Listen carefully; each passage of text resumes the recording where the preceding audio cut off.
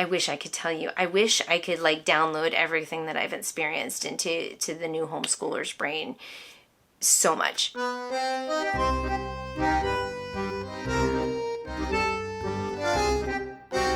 Hello everybody. Okay, so this video is going to be a little bit different because I have some things that are on my chest that I really want to get off of my chest and share with you guys. I've been thinking about it for the past year, maybe a little bit longer than a year, and I haven't quite figured out how to communicate this on my channel without offending people. Because there's a very fine line here. Okay, so I need your help as I go through this. Look, if I'm dead wrong about what I say, or if you notice something that I say that doesn't resonate with you, or you're like, you need to consider this when you're talking, please leave it in the comments. This is not something scripted, but however, I would like to develop some kind of talk because I do speak at homeschool conventions and special needs conventions representing homeschoolers. But if there's something very, very impactful that I say, can you please quote me, let me know that it's good, give me some feedback there. So in order for me to get my point across to you, I need to tell you a little bit about my background if you didn't know. So I am a former public and private school teacher, and I am a homeschool mom. I do have a daughter with special needs, and I've been doing that for 10 years plus. Now, I am a homeschool evaluator for the state of Florida. I have worked with hundreds of families. This year, I had over 100 families that I've worked with. And basically, I'm the middleman between the state and the homeschool family. I have spent a lot of time speaking with lawyers with the HSLDA, homeschool conventions. They come, I listen to their talks, I sit down, making sure that I understand the laws in the state of Florida so that I can be the best evaluator for my families that I possibly can to make sure that their rights are understood. And so they're not afraid. They're not afraid of having to constantly answer to someone other than themselves and to God. So it's important to me. I am also friends with Brenda Dickinson, who is the founder of HEF, Home Education Foundation. She is the lobbyist for the state of Florida. Now, I am familiar with other states and their homeschool laws, not as much as Florida because I am in the state of Florida. You need to know that a little bit about me on how serious I am about parents having the freedom to teach their children the way that they want to teach them. It's so important to me. And however you decide to teach your child, I think is important. And I will support you however that is. With that being said, I have, like I said, seen some changes over the last 10 years that I've been involved with the homeschool community. I've also spoken to a lot of seasoned homeschool parents that are seeing their children homeschool their grandchildren, so to speak. It has changed a lot. And it has gone from a place of I'm pulling my kid out of school, I am going against the grain, and I am doing something that is completely not normal. I'm going to work hard at this, to everybody's starting to homeschool their kids. We have technology, we have tons of curriculum to pick from, and I can just pull my kid out of school because they're being bullied and sit them in front of the computer and they can get an education. The reasons for pulling out kids from school have completely changed over the years. Initially, it was a lot of people pulled their kids out for religious purposes. Still, that's happening today. But here's the thing that's crazy that people don't understand. And talking to parents, by the way, I've talked to a lot of parents. Yes, their faith is a big percentage, I should say, of parents pulling their kids out of the public school or not. But you're also having a lot of parents that are saying that the public schools are not progressive enough and that they are pulling their kids out because they want their kid to find out who they are. So it's more the liberals are pulling their kids out because the schools are not progressive enough. The conservatives are pulling their kids out because it's not conservative enough. So you've got both camps. And then I know it is real. I'm telling you guys this is a thing. Both camps, okay, Then there's bullying situations where kids are being bullied in the public school system, so parents are pulling them out because of that, which is a very good reason. They're not getting a good enough education. We're hearing that a lot. Their kids are being ignored by teachers. They're being tested too much. The special needs department is just not doing their job. The teachers are overwhelmed. Their teachers are frustrated. It's a big, giant, humongous mess. It is sad. Terribly sad. I mean, the teachers that are in the school system now, my heart just cries out for them. I remember when I would never go back to public school teaching, never, for many reasons. But they are so overwhelmed and tired, and I don't even know why they keep doing it. I do actually know why. And I feel that burden as well, because they do want to help, and there's not many people helping right now. And it's so messy. We're going to shift a little bit and now look at our culture and our society, specifically when it comes to America. I'm sure Canada, it's kind of the same way. And I'm sure over in Europe, maybe Australia, maybe other countries have some similar stuff going on. But I'm going to look at the history of America. We know there's a lot of reasons why people came over to live in this new land. They risked their life, they risked their children's life. And why did they do that? They did it for freedom. I mean, really, that's what it comes down to. There was persecution in England. Religious persecution is one of them. They also come from a society where people weren't literate. I mean, we're talking now about how the church was set up way back when, right? They remember what it was like when people didn't know how to read and people didn't know how to defend what they were saying. Reading brings so much freedom and flexibility, because then you can go out and find the information you need, to support what you believe.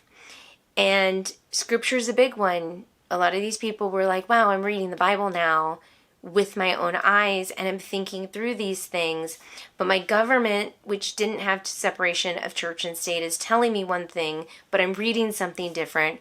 There's a problem. I got to get out of here to this new land, because I want my freedom of religion based on what I'm actually reading and finding out. And one of the reasons they started homeschooling their kids in this country is because they wanted to make sure that their kids knew how to read and write and able to articulate things that were important to them logically, intellectually. Fast forward to today. We live in a society where literally anything we want is at the tip of our fingers. We don't even have to read to be able to get what we want. And it's getting worse every day, because all we have to do is talk to our Googles and Alexas. Like, we don't even have to type when we want to text somebody. We just hit the little microphone button and talk. We don't even need to know how to read. It's all at our fingertips. It's amazing. But I think as a society, we have become tremendously lazy. People are emotionally driven. People don't want to put the work into things. They just want to sit and do what they want to do. People don't want to be challenged anymore. Okay, there's a book. I'm just going to mention it now. I'm not going to go into detail, but it's called Dumbing Us Down. And the author talks about how the public school systems are just not really teaching kids anymore. Okay, I feel like that has now transferred a little bit into the homeschool world. Looking at society, looking at how we have everything we need, we don't know what persecution is anymore. The government is getting more and more involved in our lives. We've had this mentality that once we finish school, we're done learning. I mean, our generation is. So then when we're challenged to homeschool our own kids, we don't realize that we have to start learning the stuff ourselves and challenging ourselves. We have so many options out there when it comes to homeschooling our kids. And we are presented with these many, many options. And usually we want to find the easiest one for us, but the one that we think is the best for our kids. And so it's a business out there. This is where it gets a little crazy. Back like 30 years ago, they had like 3 curriculums to pick from. One was Becca, one was Saxton, one was, I think, BJU. Saxton is just math, by the way. And then they could write their own curriculum. So us now, I mean, hundreds. Anybody can sell a curriculum. And everybody's going to say their curriculum is the best. Nobody's checking on things and saying, you know, that meets certain standards and this meets. But then again, in the homeschool world, we don't want to worry about the standards because the standards that were laid out by the educational department, there's a lot of issues with that there, and we're all aware of that. So they're really, what standards are we holding them up against? I mean, we're holding them up against our standards that we establish. And what are our standards? Like, do you see where I'm going here? It's like you go to a homeschool convention, you're at this car salesman. You know how they work? Every single one of these homeschool people are telling you that their curriculum is the best. And they have people that they have hired, that they have given free curriculum to say that it is the best curriculum. Whether these people are honestly saying it's the best curriculum or they are just getting paid to say it, or if they truly believe it. So that's like, and as a side note, for me, I've had a few companies reach out to me to work with me. I only have worked with 3-4 companies, but I literally, no joke, get companies reaching out to me, homeschool companies reaching out to me, 3 to 4, 5 a week. And I say no to all of them unless I feel very, very strongly, which, like I said, I've only worked with 4 different companies. So, but there are people that just take all of them because, I get free curriculum. And then I get to try it out, experiment on my kids and see if it works and see if I like it. And it's a game is what I'm trying to say. And as a homeschool parent, your thought process is, I want the best, I want the easiest route, and I'm going to trust that this curriculum is going to do its job. And you might not pick the best curriculum. And then it's just... It's not easy. It is so, I can tell, it is so not easy being a new homeschooler when you're trying to figure all these things out. And that's why we have so many YouTubers on here that are trying to guide you through all of this. It's hard. It's really, really hard to just really find out who you trust and who you can't trust. With that being said, I do hope you guys can trust me because I'm always trying to better myself and challenge myself and really, really think through and trying to be as honest as I possibly can with you guys. So that's just a little side note. If you see me sharing curriculum with you guys, I'm going to do the best that I can, to be honest with you.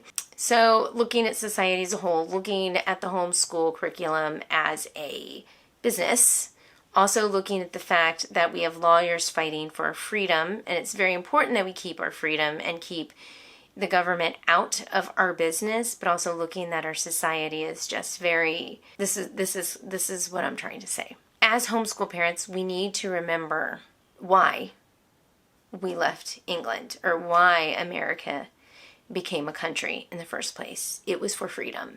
Freedom from people telling us what to do and how to do it. It's freedom from that persecution. But at the same time, we need to fight back with being intelligent and articulate with our speech and knowing where our foundation lies and challenging ourselves to be better every single day. When I was in high school, you want to know a little secret? I was horrible at writing. That was my weakness. I was awful. Y'all, I made a C. I was a C student in the average class when it came to writing papers, when it came to being articulate. I was a C student. I couldn't do it. I got kicked out of a class and thrown in the lower class because I could not read a book and comprehend it and communicate it effectively through a paper and words in class or even through a project. And I just couldn't do it. I don't know. I had this like disconnect or something. And for many, many years, I kind of carried that with me a little bit. Now, when I went to college, I'm not going to get into college. But I think I started to mature in that area and grow and challenge myself. And somehow I was able to do well in that area. But then as I was an adult, like I just kept pushing myself and challenging myself to the point where I feel like now I'm able to do that effectively. Hoping I can do that effectively, right? I wrote a book, okay? I want to be able to do a better job at everything that I do.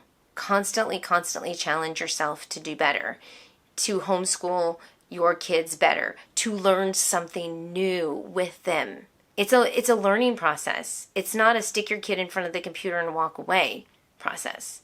It's a learn with them, help them through, because that is teaching them how to persevere when they're grown up. I have done a video on classical education, and I talked a little bit why I'm not like crazy about it. And so there were some comments in there that were really, really good that got me thinking, because it's not that I don't like classical education. There's just certain aspects of classical education that I'm not like 100% on board with. However, when you get down to the core of classical education, which is not really like classical conversation or anything like that, the core of classical education is, and I think it's also the core of Charlotte Mason, I think it's the core of pretty much all the old style type homeschool education.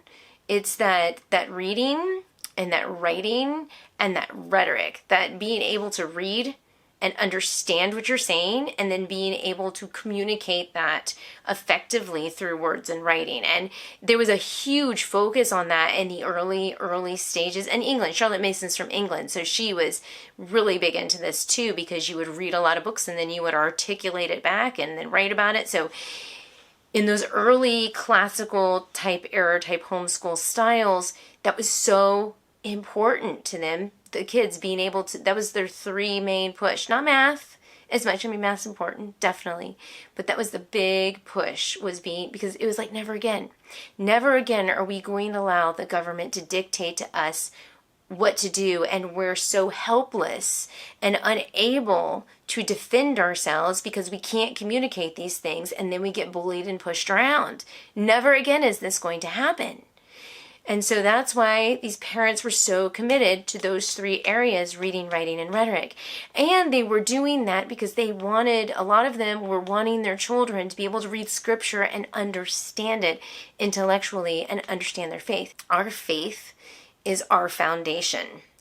It's our like core, it's our being of who we are, right? I would say a Christian. I go to a Messianic synagogue. In a nutshell, I believe in the Bible, Genesis to Revelation. Nothing added, nothing taken away, okay? That's my core value of who I am. And I don't just walk around saying, woohoo, I'm a Christian. No, I want to understand what those scriptures actually say. I want to understand what they are teaching me, how to live, what to do, and I want to understand why I'm doing that and be able to articulate to other people.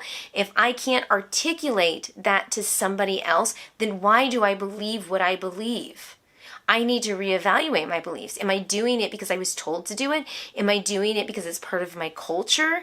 Am I doing it just because it's the cool thing to do? Part of my culture, right? I need to know why I'm doing it. And that belief needs to be so solid, such a foundation within me, that I need to be unmovable and unshakable. That's what I want to be able to do. That's what I'm trying to get across here, is that we need to hold ourselves to a higher standard with our core beliefs. That book, I'm going back to that book again, Dumbing Us Down, I highly recommend it. I highly recommend it. Now I don't agree with everything in the book, I'll be honest. There's a lot of things that I'm like, about, but if you really think about it, so it was, let me just kind of point this out to you, and hopefully I can kind of get you guys thinking a little bit. Okay, so the guy who wrote it is now passed away. It was published in 1991, okay? I was in 1991, I think it was in high school. Nope, I was in middle school. Actually, I was in middle school. So he was seeing a problem in the public school system when I was in middle school and being educated. So my culture, my generation here, we're the ones that were getting dumbed down in the public school system. And so now I am the generation that is teaching kids, homeschooling kids. So what is actually happening here? We who have been quote unquote dumbed down, according to this author, which actually I agree with that part of it, we are now teaching our kids. So if we've been dumbed down, what are we doing with our kids? We're repeating that pattern if we have not broken that pattern. Do you see what I'm saying? A lot of homeschoolers, have broken that pattern, but after the pandemic, I feel like because of the reasons for pulling out, the reasons have changed actually for pulling kids out. There are so many parents out there that are not willing to break that pattern. That's why it's so important to unschool ourselves. That's why it's so important to understand the freedoms that we have and that we're not answering to the government, we're answering to the standards that we set, and our standards should be high. How are we going to do that? I guess that's the question people have to ask themselves, and maybe you guys have answers. Leave them in the comment section down below. I think I have definitely expressed a little bit of this iceberg, maybe the tip of the iceberg. I need your feedback. I really need your feedback, and I pray so much that you guys really be bold and share, because I want to see if other people are sensing what I'm sensing, but I also want to see how you feel about this, if I'm full of it. This is what I'm trying to say. Thank you guys for making it out this far. I'm done with my rant, and my husband just got home from work, and I'm gonna go talk to him about this now. Thank you guys again, and I'll talk to you guys later. Bye.